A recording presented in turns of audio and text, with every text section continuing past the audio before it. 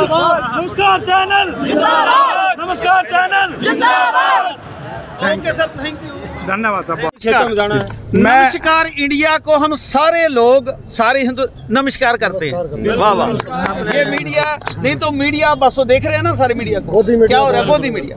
हमने पहले भी बताया, जो हमारी चर्चा थी पीछे, नाम भी ठीक है और नमस्कार। यूट्यूब राजनीति अपनी जगह चलती रहेगी। 60 किसान शहीद हो चुके हैं इसके अंदर, आपको भी मालूम है। किसानों के अंदर एक बात को लेकर रोष था, वो ये कि भाई बाकी चीजें तो छोड़िए कि सरकार की तरफ से किसी प्रकार का एक आधिकारिक बयान भी जारी नहीं हुआ उन किसानों के लिए जो शहीद हो गए इस आंदोलन के अंदर। अब तक हमारी जानकारी के अनुसार 60 किसान शहीद हो चुके हैं। परसों रात का यहाँ पर एक 18 वर्षीय भटिंडा से आए मगर युवा, अब उसको क्या कहें, बच्चा ही है हमारी नज़रों में, वो उसकी भी शहादत हो गई। लेकिन प्रश्न ये कि ना तो सरकार पिघल रही है, ना उसके कान पर कोई जूं रेंग रही है, और जो सबसे बड़ा दर्द यहाँ पर उपस्थित लोगों का है कि कम से कम एक सरकारी आधिकारिक बयान तो उनके लिए भावभीनी श्रद्धांजलि के रूप में अर्पित कर दिया जाता। नहीं किया जी, किसी ने नहीं किया, कोई भी अधिकारी ने, ना प्रधानमंत्री मोदी जी ने, ना जी किसी भी अधिकारी ने ये भी उनको सांत्वना देने के लिए नहीं पहुंचे, ना कोई बयान भी नहीं दिया जी। हालांकि आज वार्तालाप से पहले जरूर उनको मौन श्रद्धांजलि दी गई। यद्यपि राजनीतिक रूप से अपने अपने तरीके के कटाक्ष सबके द्वारा कसे जाते हैं। एक और इसी कॉन्ट्रैक्ट फार्मिंग या जिस प्रकार अंबानी या अडानी लोगों ने कहा कि नहीं हम तो गोडाउन मैनेज कर रहे हैं, एफसीआई को गोडाउन मैनेज कराते हैं आदि आदि, उसके संदर्भ में एक प्रेस कॉन्फ्रेंस की गौरव वल्लभ जो कि कांग्रेस के प्रवक्ता हैं, उन्होंने, उसको भी सुन लेते हैं। भारत सरकार AALL जो जिसका मतलब अडानी एग्रो लॉजिस्टिक्स लिमिटेड है, भारत सरकार उनको स्टोरेज का पर टन का जो कॉन्ट्रैक्ट है वो गारंटी करती है। ये भारत सरकार गारंटी देती है उनको कि आपको पर टन हम इतना पैसा तो देंगे ही, और 1 साल के लिए नहीं, 2 साल के लिए भी नहीं, 30 साल के लिए, 30 साल का कॉन्ट्रैक्ट भारत सरकार अडानी एग्रो लॉजिस्टिक्स लिमिटेड को गारंटी करके देती है कि हम आपसे इतना स्टोरेज आपने जो स्टोरेज बनाया उसका करेंगे ही। और ध्यान रहे, जो ये गारंटी का जो पैसा है ये प्रतिवर्ष इन्फ्लेशन के आधार पे बढ़ेगा भी। एक तरफ तो किसान जो आज 39वें दिन 39th डे अपने एमएसपी की लीगल गारंटी के लिए 57 से ज्यादा लोग शहीद हो गए, 3 लोगों ने अपने शरीर त्याग दिए उनके समर्थन में, उनको गारंटी नहीं मिलती है। 30 साल की गारंटी मिलती है AALL Adani agro logistics limited, और गारंटी मिलने के बाद 30 साल के बाद ना केवल गारंटी रेवेन्यू की ना केवल गारंटी, प्रतिवर्ष रेवेन्यू को इन्फ्लेशन से लिंक कर दिया गया है कि जैसे जैसे इन्फ्लेशन होगा इकोनॉमी, रेवेन्यू भी उनकी बढ़ती जाएगी। आदरणीय सरकार, आदरणीय नरेंद्र तोमर जी, आदरणीय नरेंद्र मोदी जी, इस तरह का कॉन्ट्रैक्ट किसान के साथ क्यों नहीं हो सकता? मेरे पीछे कैमरे के पीछे जो हमारे वीडियो जर्नलिस्ट मुस्तफा आलम होते हैं, उनका द्वारा भी लिया गया एक इंटरव्यू किसान से, वहीं सिंघू टीकरी बॉर्डर पर। बात देखिए। ये कहना चाहते हैं मोदी ਨੂੰ ਸਾਡਾ ਕੋਈ ਫੈਸਲਾ ਲਵੇ, ਕਿਵੇਂ ਵੀ ਲਵੇ, ਇਹ ਸਾਨੂੰ ਇਹਨਾਂ ਪਰੇਸ਼ਾਨੀ ਨਾ ਲਵੇ। ਜੋ ਪਰੇਸ਼ਾਨੀ ਹੈ ਕਿ ਲੋਕ ਆਏ ਆ, ਮੀਂਹ ਪਈ ਜਾਂਦਾ ਹੈ, ਬਹੁਤ ਤੰਗੀ ਚ ਹੈ, ਤੇ ਉਹ ਸੋਚੀ ਖਾਣਾ ਤੇ ਵੋਟਾਂ ਪਾ ਕੇ ਆਪਾਂ ਨੂੰ ਬਣਾਇਆ, ਪਾਰ ਦੇ ਆਪ ਤਾਂ ਬਣਾਇਆ ਜੀ। ਐਂ ਕਈ ਵਾਰ ਗਾਂ ਕੇ ਇਲੈਕਸ਼ਨ ਆਉਣਗੇ, ਗਾਂ ਵੋਟਾਂ ਲਓ। ਅਤੇ ਬੇਨਤੀ ਕਰਦੇ हैं लोगों का परेशान ना करे, जितने कानून है ये वापस करें। ये इतना परेशान, आपको उम्मीद है कि आज बात बनेगी? आज नहीं, उम्मीद है कि हजे बहन चली जाते हुए देख के होने की चाहता हैगी। पर 30 से आप हो जाए होगा जो 30 से चीज दे जाता जे बने तो बहुत चंगी गल है। मोदी का धन्यवाद है, सारे का धन्यवाद है। पर यही अपील कर रहे हैं जे किन्ने कानून वापस लवे, सानू घरे नहीं जाना। जे ना भी करूँगा पर सानू महीना लगे, पर साल ला दे, फिर इतने जम्मे रहेंगे। आरोप लग रहे हैं किसानों पर, आरोप लग रहे हैं कोई पाकिस्तान नहीं, सारे निक्के जिम्मेदार है, वड्डे जिम्मेदार भी नहीं आए, छोटे जिम्मेदार 2-2 टन किले वाले किले वाले वो इतों के अपने वजन के छोटा जिम्मेदार वाल आया, वड्डा वाल भी अजे घट आया, आए वड्डे भी बहुत ज़्यादा है। तो जो कोई अतवाद नहीं जो लोग लाऊगा साथों दाज कार्ड वेखे अजे जी अतवादी साढ़े दाज कार्ड ने बनाए क्यों है, साडियां वोटां काहदे बनाना है जे असीं अतवादी हैं, अतवादी ने कि वोट मंग रही है जे ना तो ही वोटां बनना सब कुछ साडे दाज कार्ड वेखे ते आखन कोई अतवादी आखी वाले पाकिस्तानी आखी वाले कोई आख सकदा ਇਹੋ ਜਿਹੀ कोई गल नहीं गी।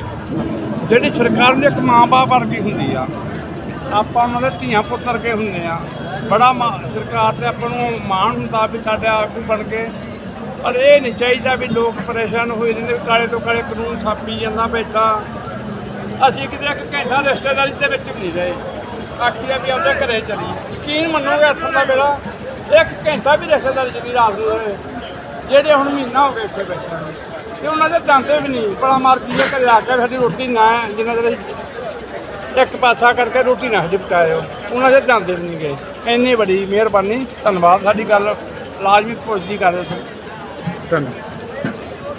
हालांकि कहीं ना कहीं सरकार धैर्य की परीक्षा तो ले ही रही है किसानों की, और यद्यपि मैंने आप सुना कि जो राकेश टिकैत है किसान नेता, उन्होंने तो कहा कि जो अंदर वार्तालाप होता है किसानों की और सरकार के बीच में जो वार्तालाप होता है उसका लाइव टेलीकास्ट करें, सारी चीज़ें मालूम चल जाएंगी कि जो कुछ अपने आप को गोदी मीडिया जिनके बारे में कहा जा रहा है, वो जो पत्रकार बारंबार मैं देख रहा हूँ एक ही बात कैसे बनेगी, बात कैसे बनेगी, बात कैसे बनेगी, बात कैसे बनेगी।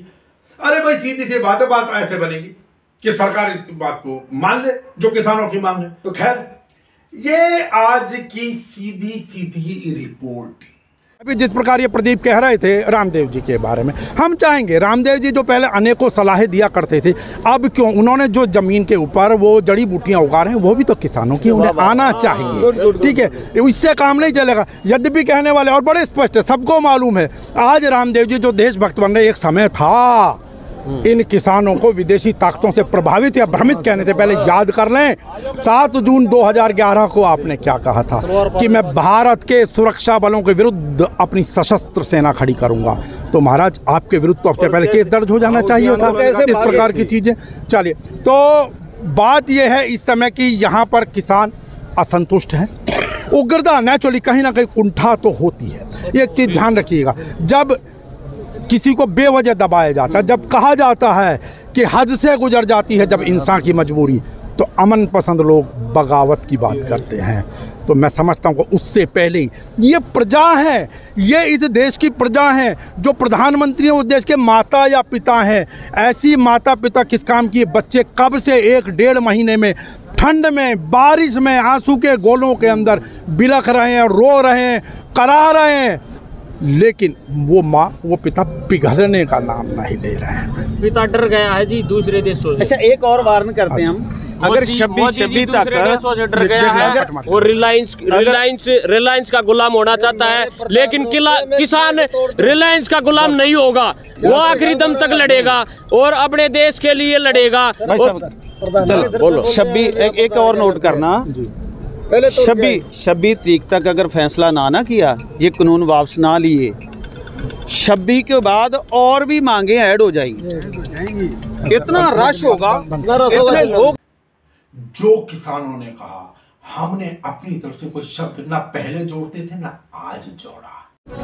25 तारीख को मोदी जी के, तो देखिए अभी जिस प्रकार ये प्रदीप कह रहे थे रामदेव जी के बारे में, हम चाहेंगे रामदेव जी जो पहले अनेकों सलाहें दिया करते थे, अब क्यों उन्होंने जो ज़मीन के ऊपर वो जड़ी बूटियां उगा रहे हैं वो भी तो किसानों की, उन्हें आना चाहिए, ठीक है, इससे काम नहीं चलेगा। यद्यपि कहने वाले और बड़े स्पष्ट है, सबको मालूम है आज रामदेव जी जो देशभक्त बन रहे, एक समय था इन किसानों को विदेशी ताकतों से प्रभावित या भ्रमित कहने से पहले याद कर लें 7 जून 2011 को आपने क्या कहा था कि मैं भारत के सुरक्षा बलों के विरुद्ध अपनी सशस्त्र सेना खड़ी करूंगा।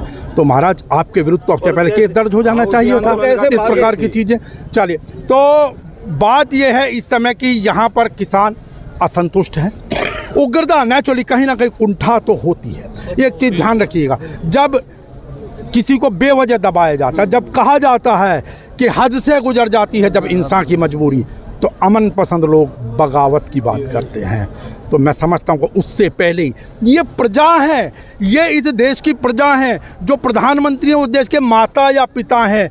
ऐसी माता पिता किस काम की? बच्चे कब से 1-1.5 महीने में ठंड में, बारिश में, आंसू के गोलों के अंदर बिलख रहे हैं, रो रहे हैं, करा रहे हैं, लेकिन वो माँ वो पिता पिघलने का नाम नहीं ले रहे हैं। पिता डर गया है जी दूसरे देशों से। अच्छा, एक और वार्न करते हैं हम, अगर 26 तक देशों से डर गया है और रिलायंस का गुलाम होना चाहता है, लेकिन किसान रिलायंस का गुलाम नहीं होगा। वो आखिरी दम तक लड़ेगा और अपने देश के लिए लड़ेगा। चलो बोलो। 26 एक और नोट करना, 26 तारीख तक अगर फैसला ना किया, ये कानून वापस ना लिए, 26 के बाद और भी मांगे ऐड हो जाएंगी। इतना रश होगा, इतने लोग कहने वाले कहते रहे। अब जिनके मन में आए, कोई जैसे किसानों के ऊपर लांछन लगाते थे, कोई हमारे ऊपर लांछन लगाए, कुछ भी बताए, किसान प्रवक्ता आदि आदि। ये सरकार जी सिर्फ इसलिए झिझक रही है, अंबानी और अडानी दिख रहे हैं इनको, और कुछ नहीं दिखाई नहीं। लेकिन भारत की 137 करोड़ जनता नहीं, इनको ये तो दिखाई नहीं दे रहा। इनको ये नहीं चाहिए। सरकार तो सिर्फ ये चाहती है अंबानी और अडानी ही सिर्फ हमारे उसमें रहे संपर्क में, और इससे ज्यादा उनको और कुछ नहीं चाहिए। ये और उन्होंने हमेशा मन की बात की, अपने किसानों के या आम जनता के मन की बात क्यों नहीं कर पा रही? क्या कारण नजर आ रहा है? वही आपकी नजरों में एक ही प्रश्न, एक ही बात वो है जी हमारे लिए। कारण मैं बताता हूँ जी आपको, ये सरकार जी है ना जी, बिक चुकी है अंडानी मनी के लिए पैसे लेके ना जी, उनके ऊपर दबाव है, मोदी जी के ऊपर भी अभी उनसे हम पैसे का दबाव है। इनने सरकार ये बिक चुकी है जी, मोदी अंडानी। लेकिन कुल मिलाकर ये कि जो इस प्रकार की बात करते हैं जैसे आप कर रहे हैं, या अगर हम भी आपका पक्ष दिखाते हैं, तो हमें या तो विपक्षी, कांग्रेसी और लाल झंडा वाला और ना जाने क्या क्या कह दिया जाता है। आपको जो समझना है वो समझिए।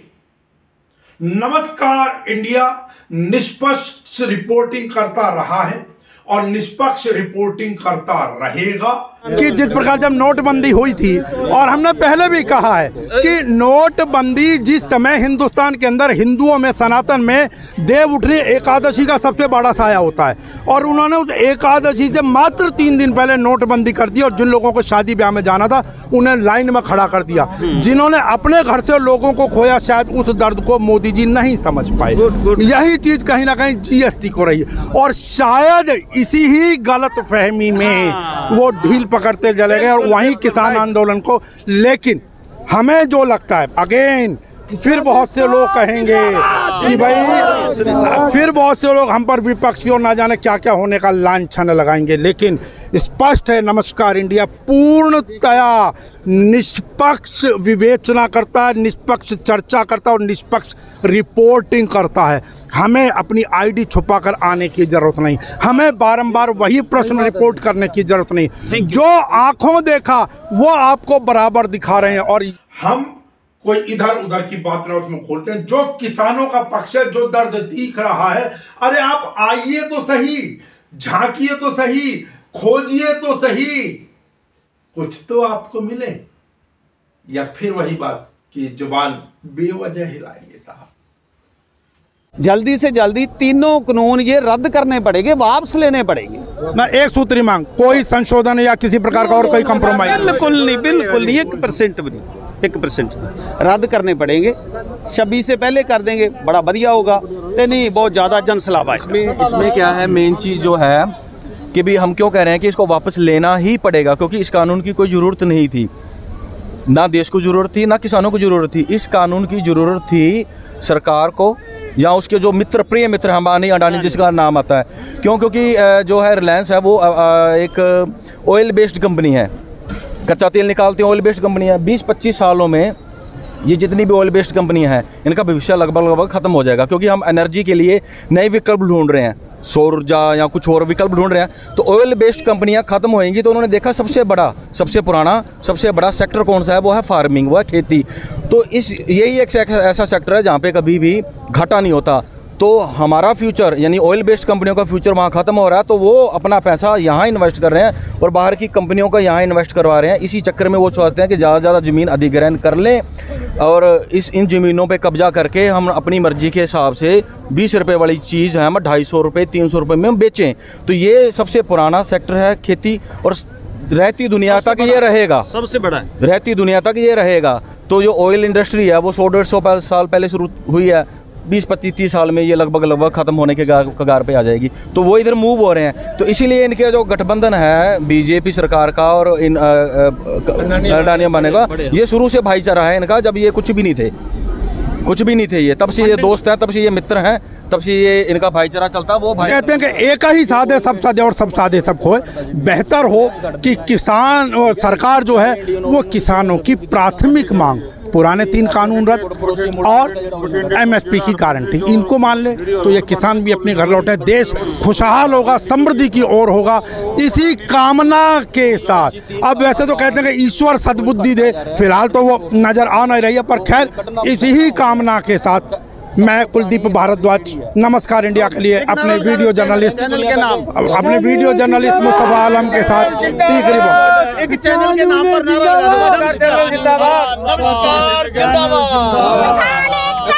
एक बात लास्ट में। नमस्कार इंडिया फिर से अपील करता है सरकार से कि महाराज आप सुनिए, मंथन कीजिए। बहुत लंबा समय हो गया है किसानों को वहां बैठे हुए, शोभा नहीं देता। चलिए अब आगे की चर्चा करते हुए, अब जो तू मैं चल रही है वो कोविड की वैक्सीन को लेकर चल रही है, आपको भी मालूम है। अखिलेश यादव ने क्या कह दिया, मुझे भाजपा सरकार पर भरोसा नहीं है, तो शशि थरूर ने भी उंगली उठाई है। तो अब इसके अंदर देखिए, गौर कीजिए, प्रश्न किसी का भी कोई वैज्ञानिकों के ऊपर शक नहीं है।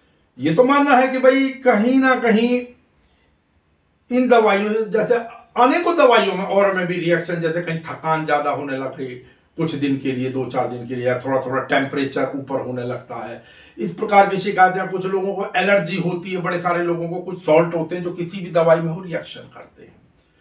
वहां तो सभी स्वीकार कर रहे हैं उस बात को, लेकिन जो शक, जो बात है, जिसका विरोध जिस कारण से किया जा रहा है वो ये है कि तीसरे दौर का ट्रायल और उसकी रिपोर्ट के बिना इसको मार्केट में क्यों लाया जा रहा है दवाई को।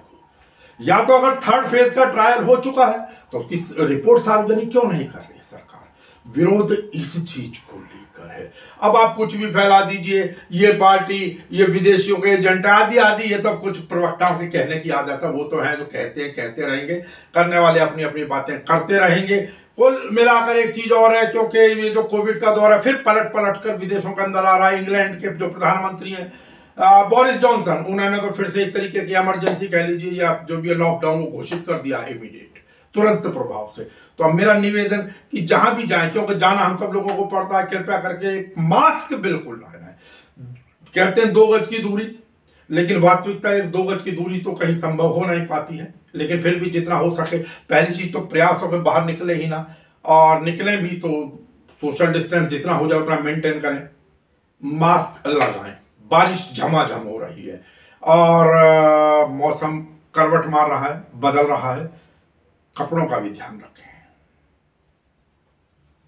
और चर्चा पर आपसे मुलाकात होगी, तब तक के लिए